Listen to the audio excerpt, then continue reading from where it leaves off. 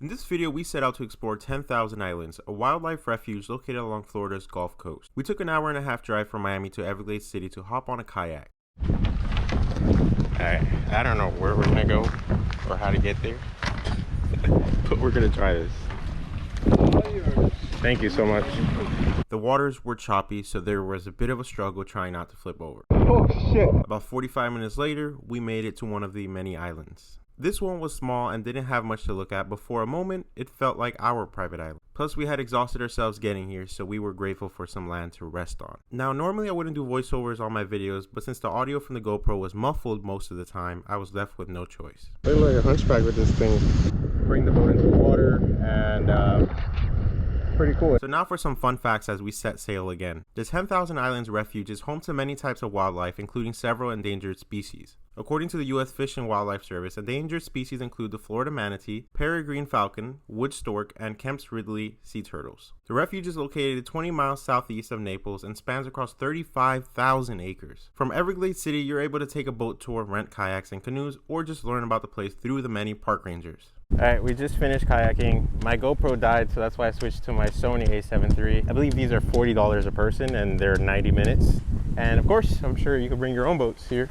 They have the park ranger law enforcement boat over there. There's a map up ahead. I'm going to show you guys. All right, hopefully you guys can hear me well. It's very windy.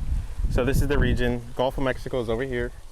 Everglades City, which is where we're at right now, it's right here. The 10,000 islands are along this part right here. And where I personally like to stargaze, and I do have a video on it, I'm going to revisit it soon. But if you guys go to Flamingo, which is in the other Everglades National Park entrance, you can stargaze. It's very nice. Skies are really dark, so many stars. Of course, this is Shark Valley. I haven't gone there yet, so there will be a video in the future on that. It's a very long path to get there. You bike it, you can take a trolley tour, or you can walk or jog it. And this map right here explains it better.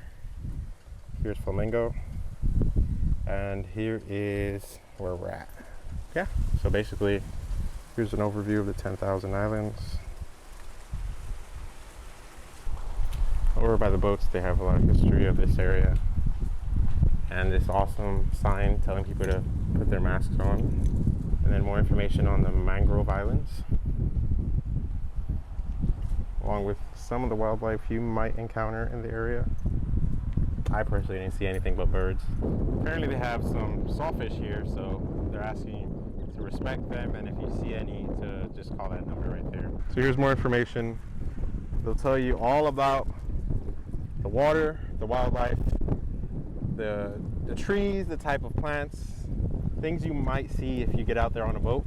Like I said, I went on a kayak, so there's only a limited amount of water I covered, and it wasn't enough to show me anything. So if you guys are concerned about coronavirus and social distancing and being with big groups, this is the place to be, because it is a Sunday afternoon, and if you're from anywhere that is a big city like where I'm from, Miami-Dade County, you'll know that if there's a chance to put a boat in the water, there's going to be a ton of people there on a weekend, especially at this time at high noon. So Everglades City, good spot to be if you're trying to social distance, be at one with nature, see wildlife, sea life. The only groups I saw here were people trying to get on the boat tour.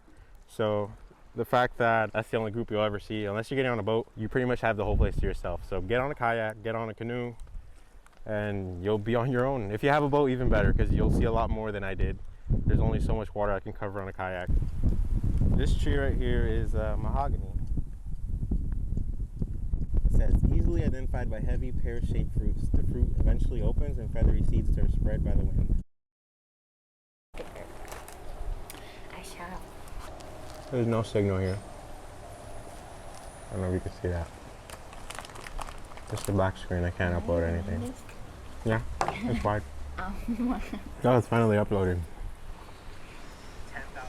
Alright, I'm going to end the video here.